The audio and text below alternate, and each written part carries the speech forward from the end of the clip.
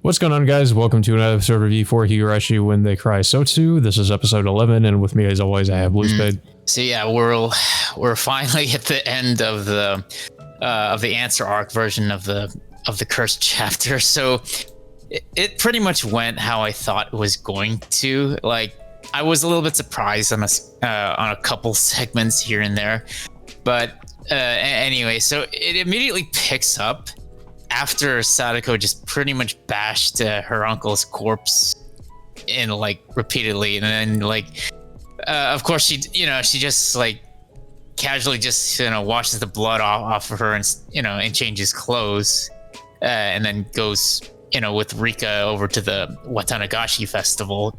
Well, while she just leaves her uncle's dead bloody corpse in that room for the rest of the night. Which I'm surprised, in the later part of the episode, nobody noticed, or some kind of I don't know, decomposing or bad stench from that room. But I digress. But it pretty much moves on from there, what we saw at Back and Go, the festival going on, Sadako inviting Keiichi over to her house, and then what puzzles me is when they get to the house, of course. When we first saw this, Keiichi walks into a really dark room, but then when we see this again in this episode, the room is dark, but at times you can clearly see there's blood splattered all over the wall here and there, and I'm just a little. It doesn't look dark enough to the point where you can't see anything. And not to mention the fact that there was bloody footprints outside the room too, and I mean you would think that the outside of the room would be slightly more lit up, but I don't know how Keiichi didn't even notice that. Yeah, I guess we're supposed to assume that it's so dark he can't see, but at the same time, like you mentioned before, you'd think there would be some kind of a smell. So if Keiichi can't see, he would at least probably would have smelled the blood or the decomposing corpse. But of course he doesn't notice anything. Yeah, so as soon as he turns on the light, he actually does see Teppei's corpse on the ground. And then what happens next is Sadako ended up being the culprit who bashed Keiichi's head in, and then just pretty much knocks him out cold for the rest of the night.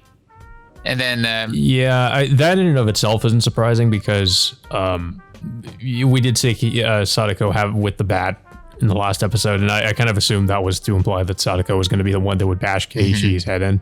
Yeah, and it pretty much it just changes our perspective of what really happened in that whole because situation. right after this scene, I was wondering, so wait, how? Because what we were shown in Go was completely different. So I was wondering how exactly that it still didn't explain that.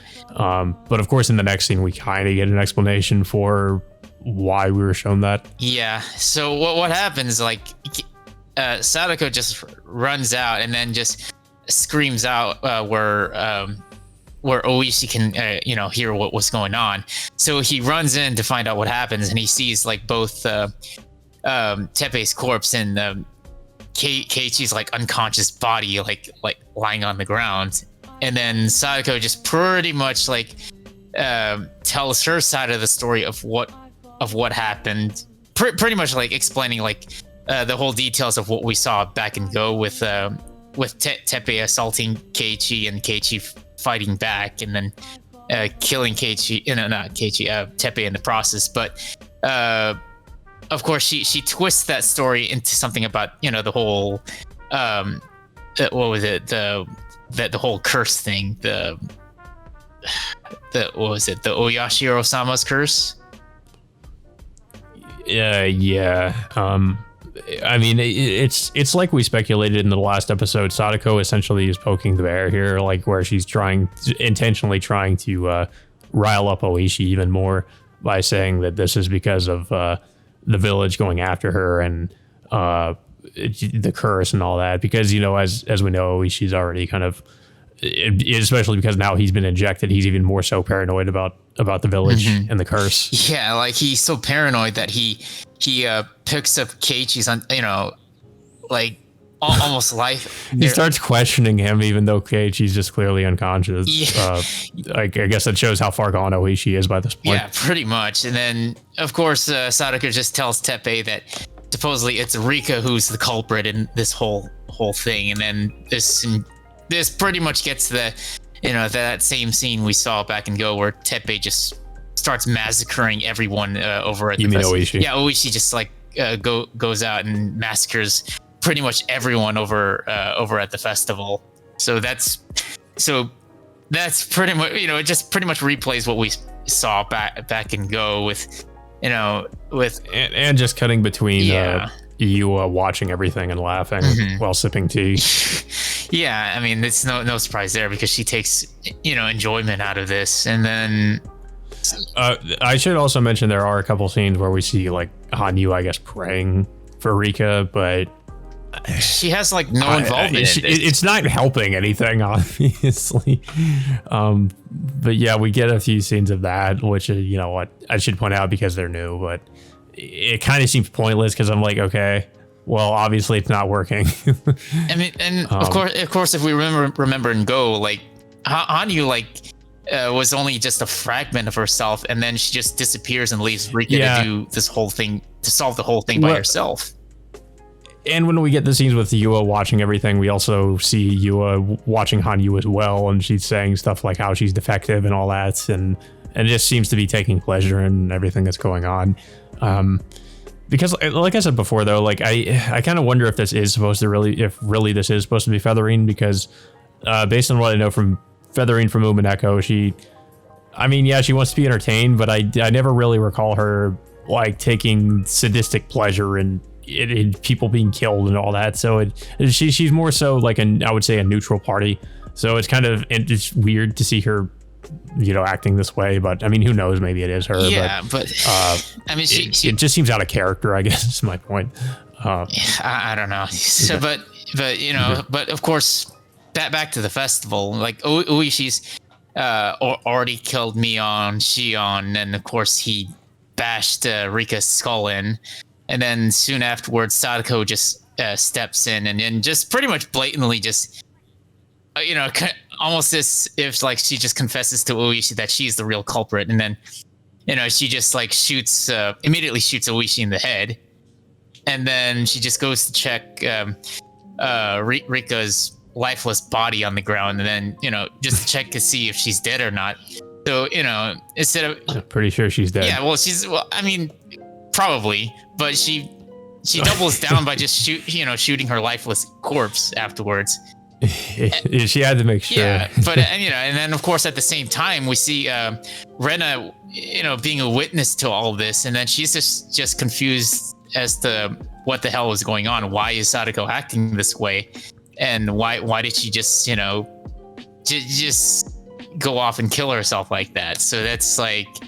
I mean, if we remember, like Rena's the one who told Keiichi what really happened, that it was Oishi who killed like everyone, including Sadako. But it's probably because Rena was so distressed at this moment that she thought it was just like Oishi like was the real culprit in all this. But she didn't really really take the time to really notice that Sadako was the real culprit the entire time. Yeah, because now you have to wonder why Rena didn't mention anything about Sadako doing this. And I guess, like you said, it must have been because she was so traumatized at this point that maybe her mind didn't want to register that what she was seeing in front of her or something. Well, because if you remember at the end of this arc and Go, Rena seems like she's completely like mentally broken as well. Like she's just gone completely insane. Yeah, I mean, but in the end, it doesn't really matter because now Sadako and Rika are dead and likely moved on to the next loop at this point. So we're left with a fallout with pretty much what the hell happened in with this whole like pretty much doomed loop at this point. And now we're down to like the last 4 episodes, pretty much expecting what's going to happen with the whole Rika and Sadako confrontation that we saw back in Go like a while back. Yeah, I'm guessing this next arc must be the final arc, and it was called the God Entertaining chapter. I wasn't sure if we were going to go through Neko Damashi again, but obviously we're not. I'm guessing that this new arc must. The only thing I can assume this is going to pick up right where we left off, because like there's nothing else to really go over again. I would think. Yeah, God Entertaining Arc is a pretty interesting title for the next arc, which is like pretty interesting because like Featherine or Yua's, as we all know, that she's pretty much already entertained as far as we can see at this point. Yeah, I guess my theory is that maybe she'll have like Sadako and Rika fight each other for her entertainment. Because I mean, if the opening is anything to go by, at least, like, okay. maybe. Well, I'm still under the impression that Sadako is going to endure like some form of punishment for herself, because as we remember, like. Well, this Sadako. Oh yeah, this Sadako. But we have to remember there's still the other Sadako that might still be able to be recovered. I guess because maybe they'll try to do that. Because the condition for Sadako to follow Rika into the next loop is for Rika to die first, and then Sadako has to die, soon afterwards.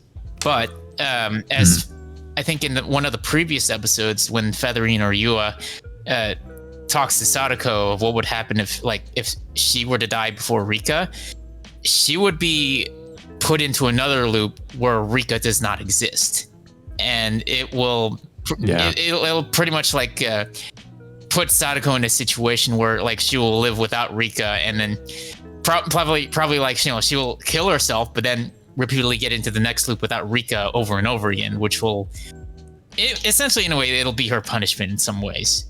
And then it'll probably... Yeah, but that also still leaves the question of what's going to be done with the Looper Sword. Yeah. Is the Looper Sword going to be used? Like, we know the Looper Sword will kill a Looper. Yeah. Well... You know what? I can't think that was brought up just for them to not do anything with it. If I were to speculate, it's possible that Rika might end up using that shard on herself, because she... back during the Neko Damashi arc, she had the intention of killing herself from to stop herself from going through those loops, so she can just end it all before she found out that Sadako was the real culprit. So it's possible. It's possible that I don't know. It's either, what I think is that this. I mean, it's like I said, it's either that this version of Sadako gets stuck in a world without Rika, or the Looper Sword is used on this Sadako, and it will specifically kill the Looper Sadako, but not the original Sadako. So this could be some way of like maybe restoring the original Sadako, because maybe we should think of, well, obviously after this episode, we should probably think of this Sadako as a separate entity from the original Sadako. And this Sadako came up when, I'm guessing, like I said before, when Sadako asked Yua to give her looping powers. And when she asked her that might be when this other Sadako took over. And if this Looper Sword is used, what if it will kill just this Sadako, but possibly bring back the other one? Because the other one technically isn't a Looper. If we're to assume that the one that came to Yua before she obtained these powers is a separate entity and the original Sadako. That could be a possibility. But yeah, so we're down to the final... I mean, assuming if this is the final 4 episodes of the story arc we've been watching for like the last 6 months or so. Yeah, I mean, assuming if they are not going to make another season for this, like I'm definitely interested of what's going to happen in the last 4 episodes of this story arc. Yeah, I mean, I have some predictions as how this is going to end. I've seen some theories about how it will end, but. I think we're probably in for some surprises though with how this might end up, just how this is all going to conclude.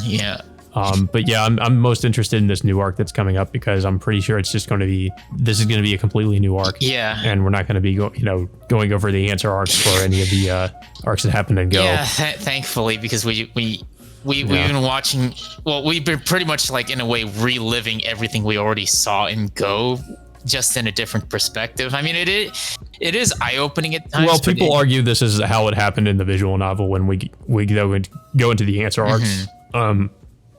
it basically shows the original arcs from a different point of view and gives more context to what happened. Yeah, but it kind of, I mean, same with with Kai. It kind of gets a little bit bogged down with the whole like reliving everything we already saw before until it gets to to the final portion where we see some new actual new material for once. Yeah, but I don't really have too much else to say about this episode. Like, there were some things that we figured, we kind of assumed were going to happen in this episode, but the only thing that I guess was somewhat of a surprise was how Keiichi got knocked out. I didn't actually think that was going to be the explanation for it. I was thinking there's no way it couldn't be magic or something like that, but I didn't really think that it could just be a lie that Sadako told that, and that was what we were shown in Go. Yeah, what we were led to believe at first, until we actually saw the actual truth in front of our eyes. And not to mention Oishi holding the bat in Go also kind of made us think that it possibly could have been him that knocked out Keiichi. But of course that really wasn't the case.